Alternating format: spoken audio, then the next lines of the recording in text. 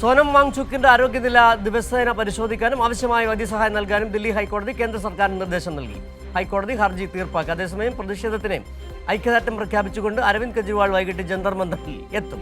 വിവരങ്ങളുമായി ഫെമിന ജെറിൻ. ഫെമിന, 19 ദിവസമായി നിരാഹാര സമരത്തിലാണ് സോനം വാങ്ചുക്ക്. ആരോഗ്യനില അതീവ ഗുരുതരമായി തുടരുന്ന സാഹചര്യത്തിലാണ് ഇപ്പോൾ ഹൈക്കോടതിയുടെ ഇടപെടലുണ്ടായിരിക്കുന്നത്. എന്താണ് വിവരങ്ങൾ കൂട്ടിച്ചേർക്കാനുള്ളത്?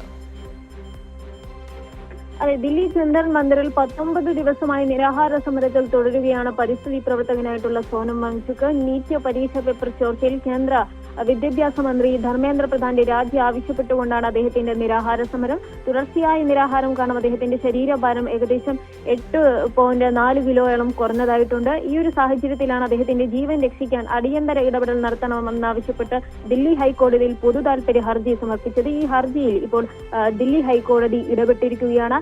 ഇതിൽ കേന്ദ്ര സർക്കാരിനോടും അതുപോലെ തന്നെ ദില്ലി സർക്കാരിനോടും ഈ റിപ്പോർട്ട് സമർപ്പിക്കാനാണ് കോടതി ആവശ്യപ്പെട്ടത്. അദ്ദേഹത്തിന് ആവശ്യമായിട്ടുള്ള മെഡിക്കൽ അദ്ദേഹത്തിന് ആവശ്യമായിട്ടുള്ള പരിശോധനകൾ നടത്തുന്നുണ്ടോ എന്നിപ്പോൾ കോടതി സർക്കാരിനോട് ആരാഞ്ഞിട്ടുണ്ട്. അതേസമയം ദില്ലി ജന്തർ മന്ദിറിൽ ഈ കോക്രോച്ച് ജനതാ പാർട്ടി നടത്തുന്ന പ്രതിഷേധത്തിന് വലിയ പിന്തുണയാണ് ലഭിക്കുന്നത്. ഇന്ന് വൈകിട്ട് ആം ആദ്മി പാർട്ടി നേതാവ് അരവിന്ദ് കെജ്രിവാൾ ഈ CJPയുടെ വേദിയിലെത്തും.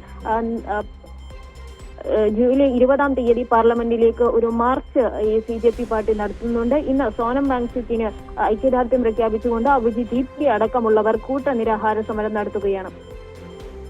ശ്രീ ഫെമിനയാണ് ദില്ലിയിൽ നിന്നുള്ള വിവരങ്ങൾ നൽകിയത്.